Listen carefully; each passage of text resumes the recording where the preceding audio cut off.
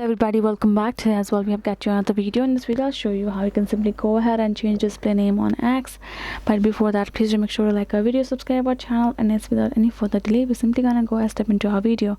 For the matter, what you have to do is simply gonna go ahead first access to a particular X app on your mobile phone. Go ahead, tap on it, and then this kind of home interface gonna appear, right? Then what you're gonna do is simply gonna go ahead, tap on this profile icon on top left corner of the screen, and tap on this option called profile on top. And here you're gonna see this is the name, that Bimal Basnet is the name of your display name, and below with the @ you can say that is your username. All right, so if you want to change the display name, you're going to tap on this edit profile option and go ahead edit it accordingly, and tap on the save. And now you're going to see it will simply ask the authentication of account. Simply tap on this authenticate and simply choose it and tap on submit.